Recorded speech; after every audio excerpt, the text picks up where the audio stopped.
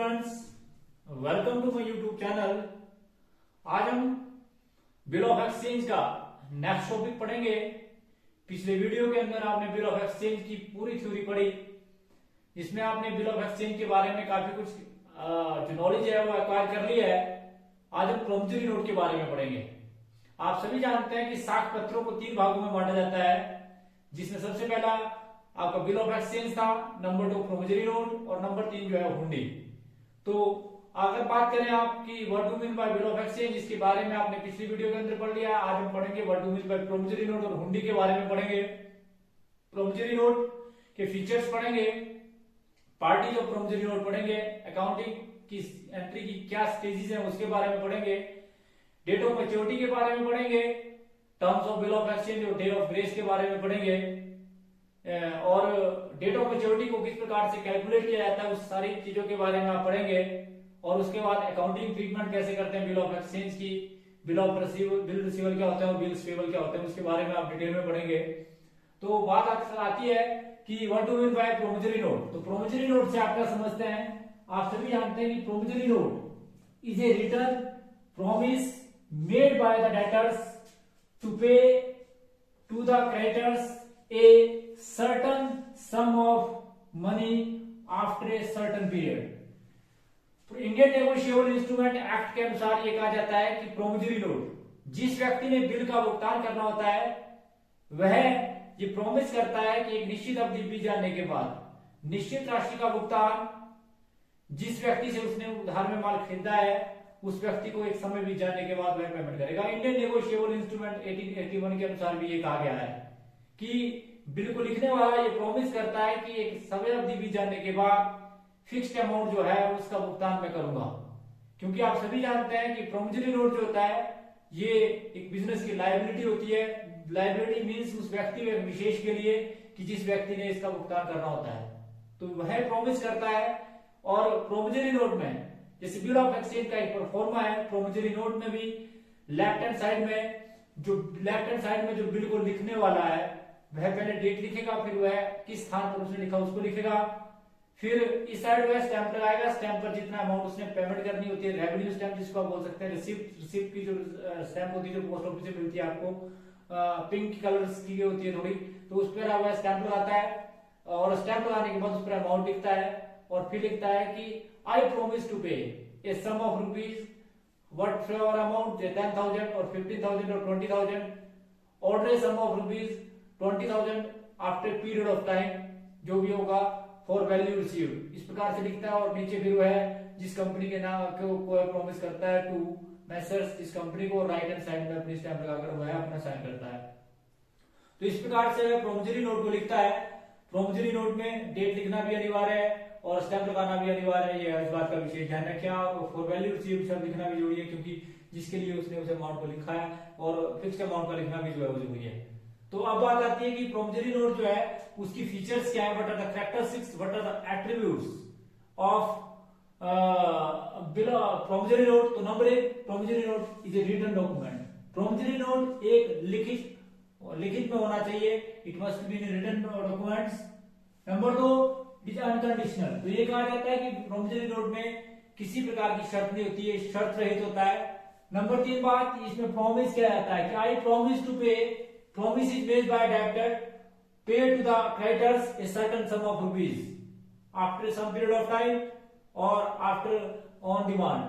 तो ये आप सभी जानते हैं कि प्रोमिसरी नोट में जो है money after a certain period of time जो है वो प्रॉमिस करता है बंदा कि वो एक निश्चित अवधि बीत जाने के बाद जो है वो पेमेंट करेगा। इसके बाद आप सभी जानते हैं इसमें फिक्स्ड सम, ये बोलते हैं कि जितना अमाउंट उसने पेड करना हुआ है फिक्स्ड होता है और ये भी निश्चित कर दिया जाता है कि ये फिक्स किया जा सकता है। उसके बाद प्रोमिसरी नोट जो है वो इंडोर्स है, इंडोर्समेंट प्रोमिसरी नोट की जा सकती है। आप प्रोमिसरी नोट को इंडोर्स कर सकते हैं, एक व्यक्ति से दूसरे व्यक्ति को हस्तांतरित कर सकते हैं, ट्रांसफर कर सकते हैं, तो इसको इंडोर्समेंट भी किया जा सकता है। इसके साथ साथ ये बोलते हैं no need for any type of acceptance. आप सभी जानते हैं प्रोमिसरी नोट में किसी प्रकार की स्वीकृति की आवश्यकता नहीं होती, क्योंकि बिल को लिखने वाला स्वयं ये प्रॉमिस करता है कि मैं एक निश्चित अवधि बीत जाने के बाद राशि का भुगतान करूंगा। इसलिए कहा जाता है कि प्रोमिसरी नोट में किसी प्रकार की एक्सेप्टेंस की आवश्यकता नहीं है। उसके बाद payment is made on demand और at time certain sum of money after a certain period of time. तो यहाँ क्लियर से इंडिकेशन है कि आप जो है पेमेंट इज मेड, पेमेंट जो है वो अवश्य की जाएगी और डिमांड पर या एक समय बीत जाने के बाद किस व्यक्ति को, जिस व्यक्ति से उसने उधार में माल खरीदा है, जिस व्यक्ति को उसने देना है। तो ये भी ध्यान रखें कि ये जो है ये भी जो है उसमें ध्यान रखा जाता है।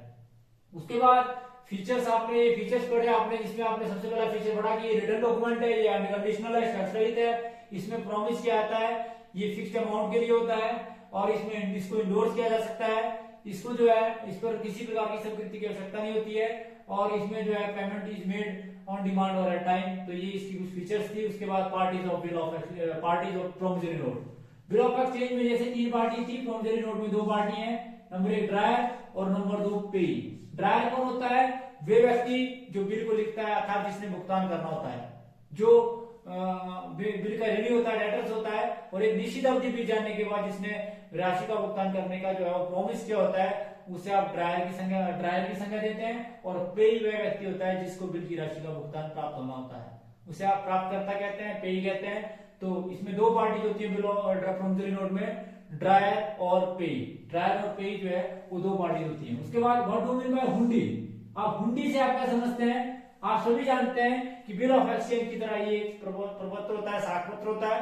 हुंडी ये बोलते हैं, ये जनरली हिंदी और उड़िया भाषा में इसको लिखा जाता है और इसका प्रयोग जो है वो बड़ी बड़ी बहियों में लाल जो रंग की जो जिल्लतें होती हैं उनमें जो है इसको लिखने के लिए जो है वो जनरली जो पुराने लोग थे उसका प्रयोग करते थे। इसमें भी वो सारी शर्तें लागू होती हैं जो बिल ऑफ एक्सचेंज में लागू होती हैं। ये उसमें भी जो है वो 3 पार्टी होती हैं, ड्राई ड्राई और पेई। इसमें भी जो है अनकंडीशनल होता है, ये रिटर्न होता है और ये सारी की सारी कंडीशनें जो बिल ऑफ एक्सचेंज की थी वो सारी की सारी कंडीशनें इस पर भी लागू होती है। तो हुंडी भी जो है एक प्रकार का एक साक्ष्य पत्र होता है जिसको आप प्रयोग करते हैं कोई भी पेमेंट को आपने कभी लेनी हो तो उसको याद करने के लिए। उसके बाद अगला जो है ये बोलते हैं कि what do mean bye terms of bill of exchange. कि बिल ऑफ एक्सचेंज की टर्म्स अवधि क्या होती है? तो terms of bill of exchange में डेट ऑफ मैच्योरिटी को निकालने के लिए terms of bill of exchange का मतलब होता है कि जैसे मान लो फॉर एग्जांपल आपने 1 जनवरी को किसी को माल बेचा, एक निश्चित अवधि, अर्थात दूसरे शब्दों में आप बोल सकते हैं terms of bill of exchange का मतलब होता है कि एक निश्चित अवधि जिसकी खत्म होने पर आपको राशि का भुगतान प्राप्त होगा उसे आप terms of bill of exchange की संज्ञा देते हैं। तो terms of bill of exchange में सबसे पहले आप इस बात का ध्यान रखें कि जब आप किसी व्यक्ति को माल बेचे तो उसमें अवधि भी निश्चित कर दी जाती है कि 3 महीने बाद या 2 महीने बाद आपको पेमेंट मिलेगी। तो जो 2 महीने की अवधि होती है उसे आप terms of bill of exchange बोलते हैं। यदि उस टर्म्स ऑफ ग्रेस में 3 दिन ग्रेस के जोड़ दिए जाए, डे ऑफ ग्रेस जो मिलते हैं आपको 3 डेज मिलते हैं, 3 डेज मिलते हैं आपको डे ऑफ ग्रेस, 3 दिन जो है वो डे ऑफ ग्रेस के मिलते हैं। और उस 3 दिन की अवधि में यदि आप 3 दिन जोड़ दें तो जो आप अवधि आपके पास आती है उसे आप डेट ऑफ मैच्योरिटी की संख्या देते हैं। उस अवधि को आप बोलते हैं डेट ऑफ मैच्योरिटी। तो डेट ऑफ मैच्योरिटी जो आती है आपकी, यानी कि date of terms of bill of exchange में यदि आप 3 दिन ग्रेस के जोड़ दें तो आपके पास डेट ऑफ मैच्योरिटी आती है।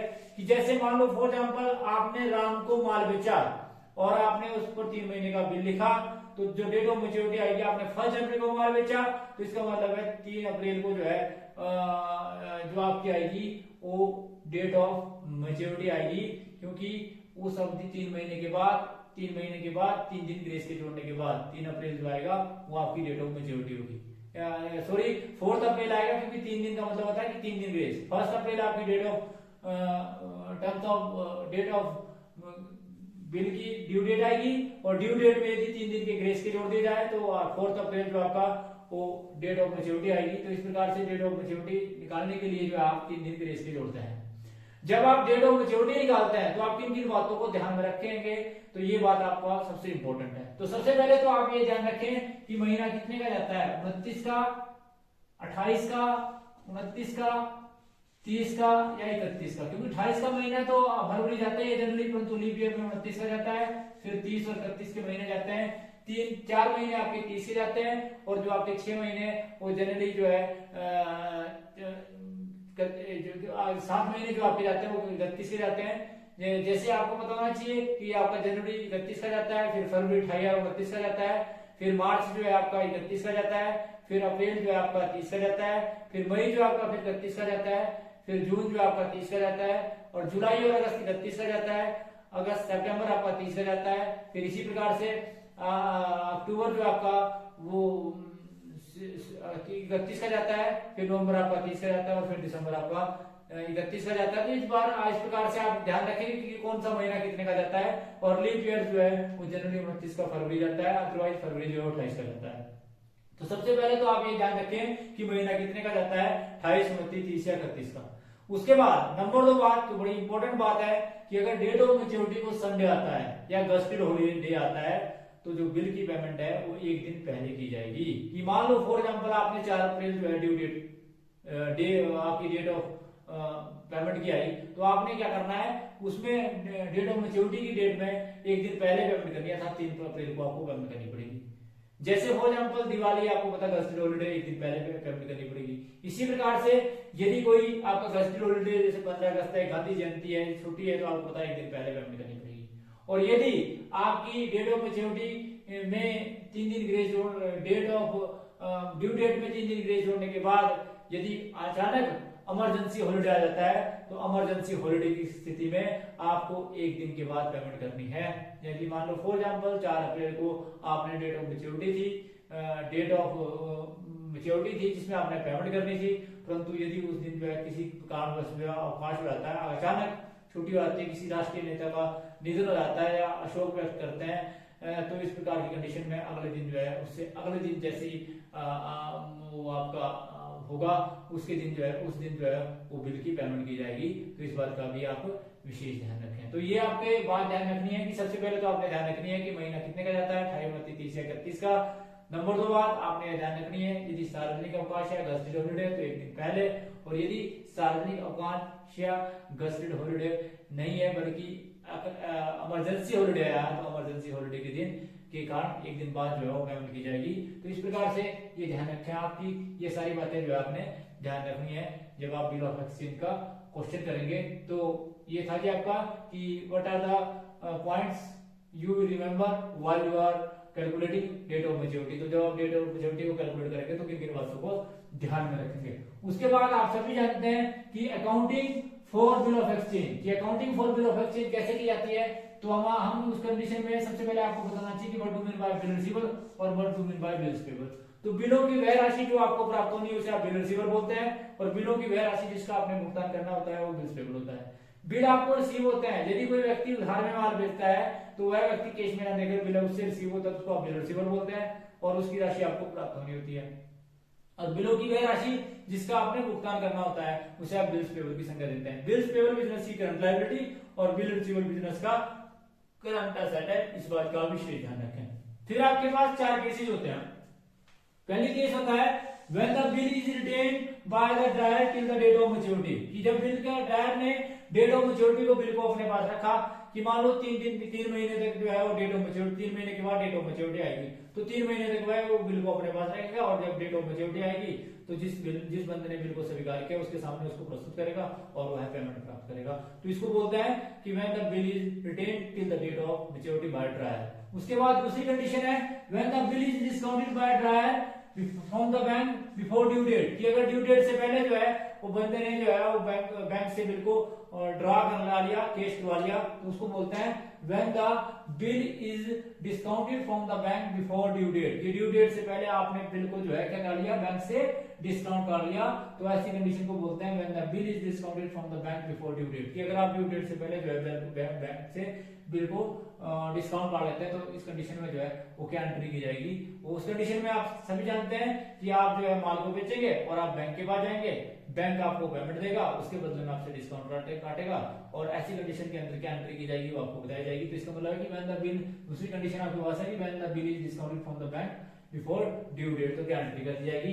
उसके बाद थर्ड कंडीशन है कि when the bill is endorse, कि जब बिल को इंडोर्स किया जाता है थर्ड केस के अंदर, तो किस प्रकार से बिल इंडोर्स का मतलब होता है कि आप उस बिल को किसी थर्ड पार्टी को देते हैं, कि मान लो एक्स और वाई 2 ही बंदे हैं, एक्स और वाई, एक्स ने वाई को माल बेचा, फिर आपने जेड को इसको इंडोर्स कर दिया, इसको बोलते हैं इंडोर्समेंट। तो जब बिल की इंडोर्समेंट में एक व्यक्ति से तीसरे व्यक्ति को कर दी जाती है तो उसको आप इंडोर्समेंट की संज्ञा देते हैं। उसके बाद है when the bill is sent for collection, कि अगर आप क्या करते हैं कि डेट ऑफ मैच्योरिटी से पहले ही जो है बिल को कलेक्शन के लिए भेज देते हैं और बैंक को बोल देते हैं कि जब इसकी कलेक्शन की डेट आएगी तो आपने कलेक्शन करनी लेनी है, तो इसको बोलते हैं when the bill is sent for collection. तो इस प्रकार से ये 4 स्टेजेस थी इसके अंदर कि किस प्रकार से अलग अलग स्टेजेस के अंदर आप क्या करते हैं क्वेश्चन करते हैं। तो ये ध्यान रखें आपकी अगले वीडियो के अंदर आपको इसके बारे में भी बड़ा डिटेल में बताया जाएगा कि किस प्रकार से इसकी जर्नल एंट्री करते हैं, ड्रायर की पुस्तकों में, ड्राई की पुस्तकों में, इंडोर्स की पुस्तकों में किस प्रकार से इसकी एंट्री करते हैं, वो भी बड़े डिटेल में आपको बताया जाएगा। तो thanks for watching the video, please like, comment and subscribe my channel. Thank you.